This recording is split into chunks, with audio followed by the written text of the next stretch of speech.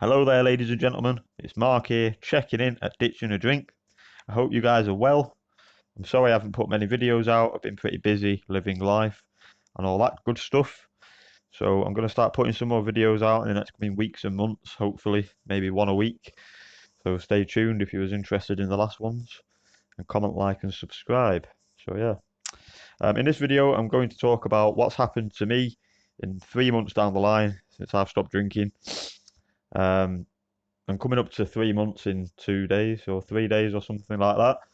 So I'm going to put the video out now so I don't have to do it and forget about it when I do get to that point. So I'm just going to talk about a few things, what have changed with me and what's happening with me in general 3 months down the line. So yeah, let me get straight into it, guys. The first one I'm going to talk about is you get better sleep when you stop drinking alcohol. At the start, my sleep was a bit up and down. I weren't getting much meaningful sleep. If you was drinking to sleep, like I was in the end, I was drinking just to black out to get to sleep. You'll find that your sleep's a whole lot better. And what do I mean by meaningful sleep?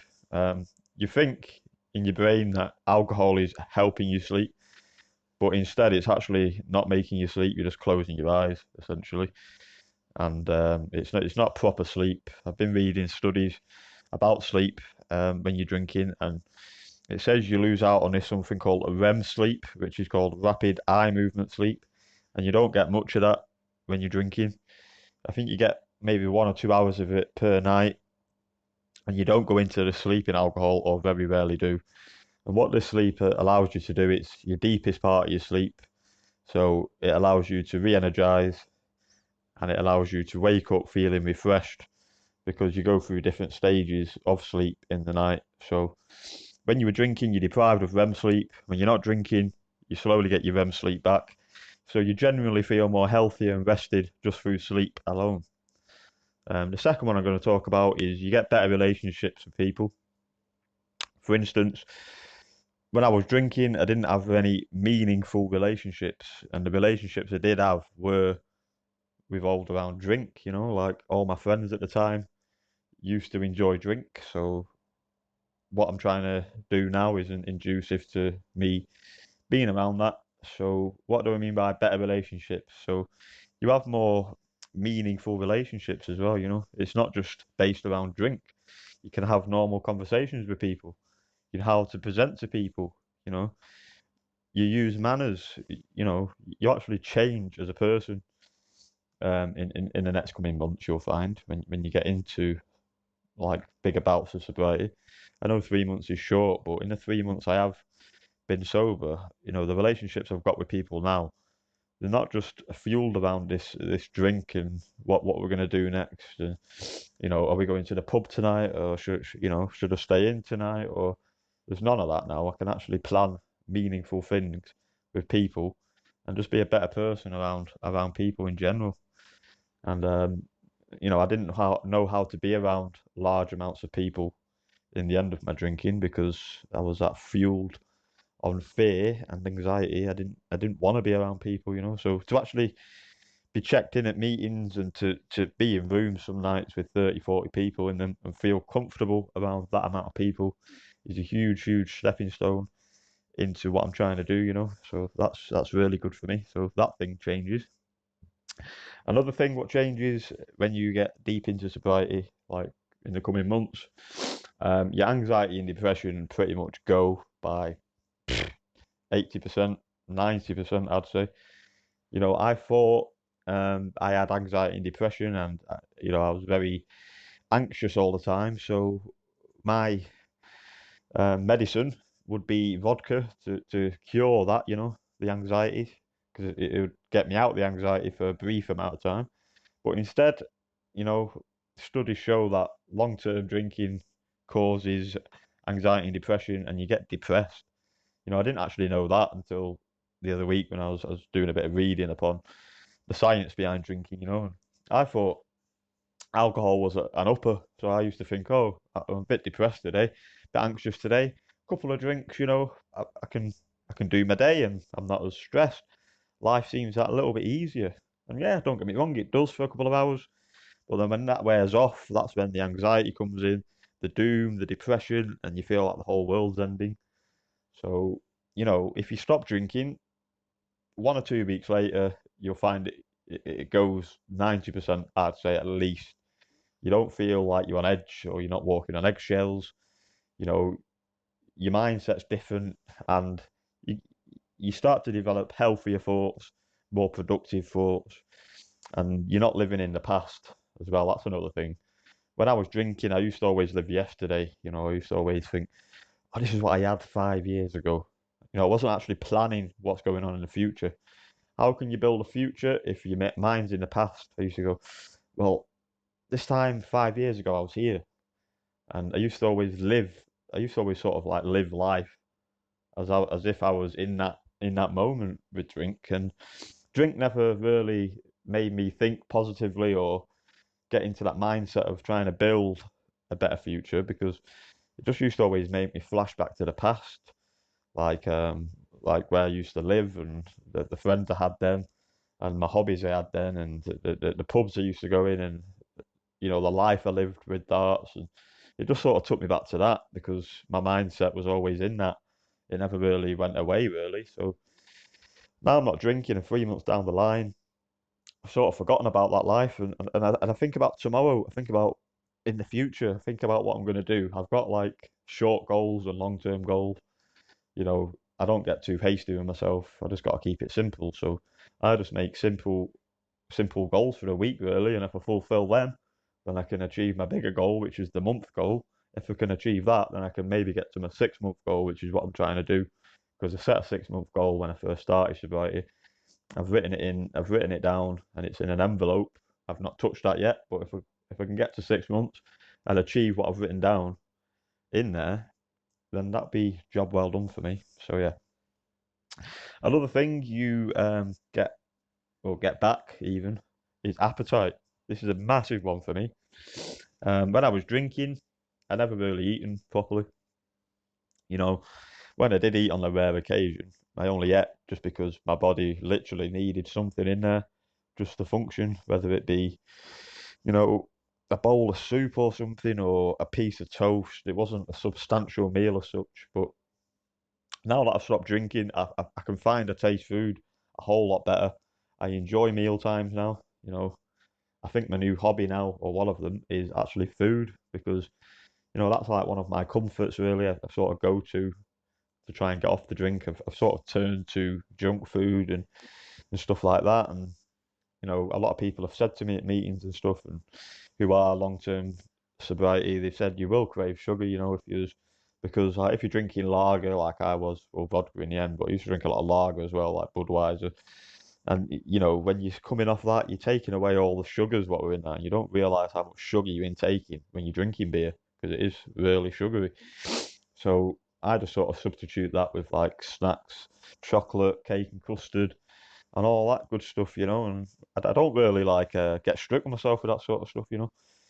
I think it's not the end of the world if I'm eating dairy milk or galaxies all day. I've done worse things in my life. So you do get your appetite back. Meal times are sort of structured. You have your breakfast, dinner, tea like normal people.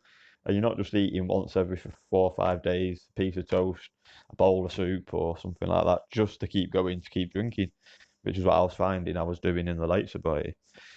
Um, Another thing you sort of gain as well is you start to find interest in other things um, you didn't know you were interested in, basically. And in the last 3 months, I've been reading a lot of podcasts, like celebrity podcasts. I really find interesting, and I listen to a lot of radio, and I'm just trying to re-educate myself, because there's a brief time of 10 years where I didn't do anything really. I didn't know anything, and what I did know wasn't a lot really. So it's nice to re-educate yourself in politics and what's going on around you, and the world basically. And I find that really interesting. I listen to one podcast a night, or try to at least, or split it over 2 days, and I really finding that interesting.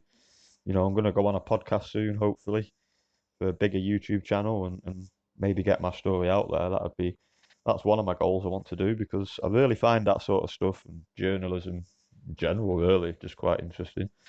So that's my main interest now, really, podcasts and radio and just the power of talking, really, because talking is a big, big, massive therapy. I didn't realize how powerful talking can be. Just two people having a chat, talking about problems. My sponsor said a problem shared is a problem halved, and I sort of like stuck with that. So if I'm in any bother, I just sort of like reach out, really, and that was something I'd never ever really do when I was stuck in drinks. I was too embarrassed to. So I can just pick up my phone now. Instead of picking up a drink, I can pick up my phone. And it's a very, very useful tool, to have that ability and to have that, that access to people what I can just talk to night or day, really. Like-mindedness as well. And just to have a general chat, what's not around alcohol, like what you're doing tonight, what's your plans. There's none of that anymore. It's more like, how you doing, mate? You had a good day, and it's just nice. I like that aspect. It's not all based around alcohol. So, yeah, you find your interest. A lot of people do this. I've sort of like lost interest in the things I used to do. What were drink related and pub related, i.e., darts. Don't get me wrong, I still love the sport. I follow it as much as I can, but I'm sort of like shying away from that. And I don't think that's because I'm getting older. I think it's just because I'm growing out of it. Because I still play it a lot. Well, still play it as I can, and I still like it, but it's just not the same when you're not having a drink. And I'm just sort of shying away from that into this new interest I've found. So that might happen for you if you carry on, being sober. Another thing is weight. Now, this is a massive one for me. I can easily say I've put on at least a stone and a half, 2 stones since I've been sober, and it's starting to sort of worry me a bit now because I don't want to get really big, but I just can't stop eating, basically. I just every chance I get, I'm always eating something, whether it be biscuits or a sandwich or pork pies or anything I can get my hands on, really. What's quick and just fills the gap.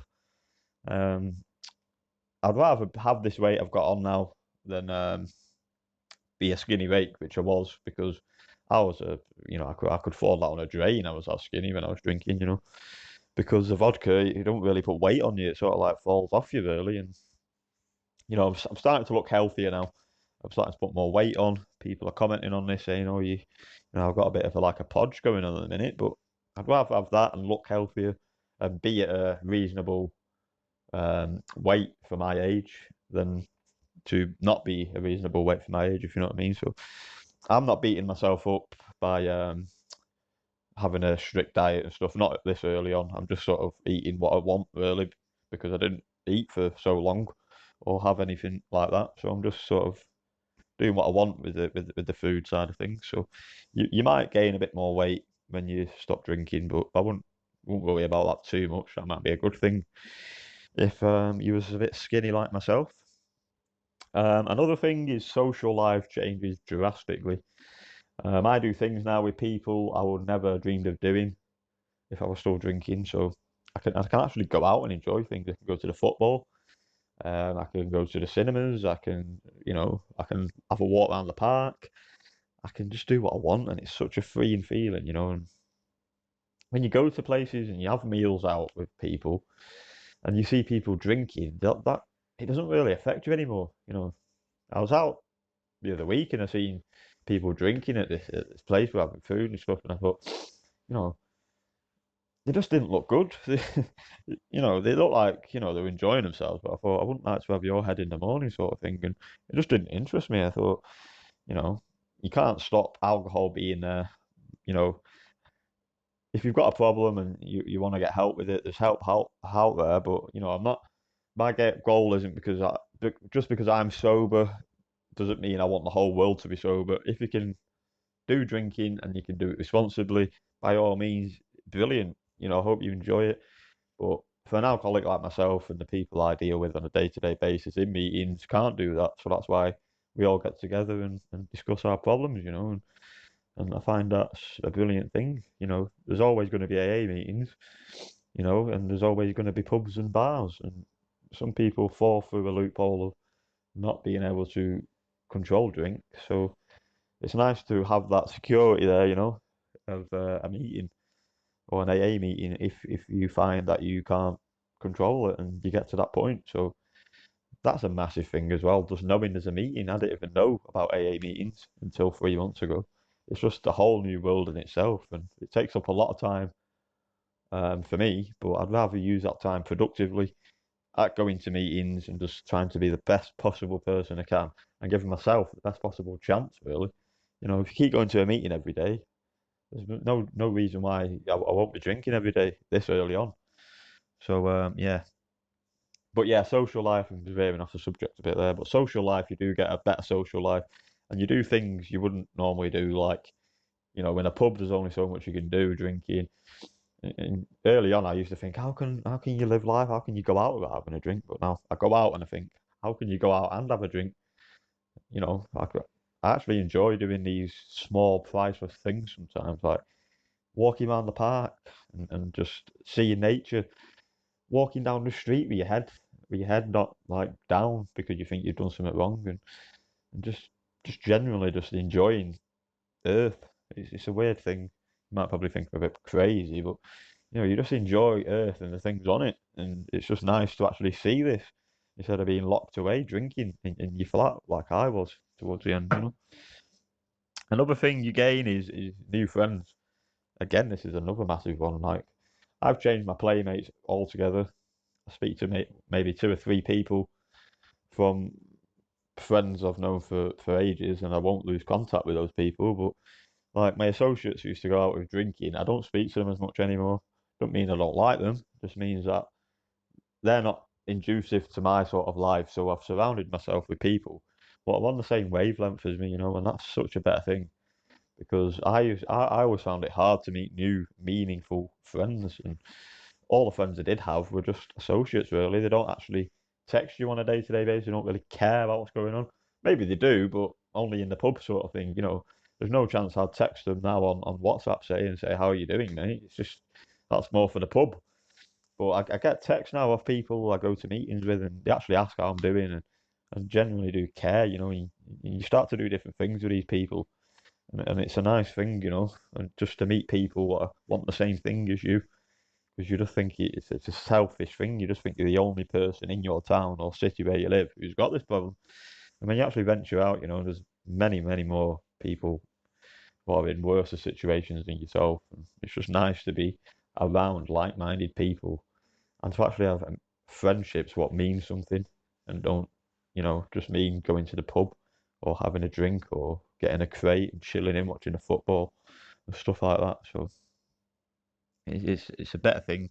And the last one I'm going to wrap up is your skin gets better. This is a strange one. You're probably not going to expect this one, but my skin, like I take a picture of myself every day, not because I'm vain and I think I'm a good-looking twat. It's because I want to see my progression from day one when I stopped drinking to now. So I've got an archive of like coming up to 90 pictures now, maybe a bit more, of just different skin tones and different facial things and different you just look healthier. Like I seen my dad last week and he said, "You look glowing, you look alive." He's like, "You actually said, have you been on a sunbed?" I'm like, "No." Like your skin actually looks better. You look glowing. You look more healthier. You look more alert.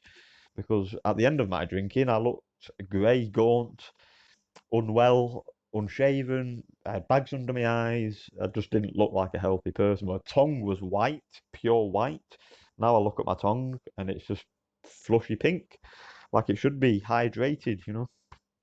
So it's nice to get comments on how you're actually genuinely looking in your face.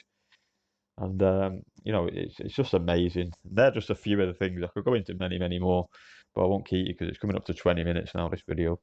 So I hope you enjoyed that, guys. And that's just a few things you gain and change coming up to 3 months sober. I hope to get another month, but I can only do it just for today. You gotta learn to walk before you run, and that's always been told to me.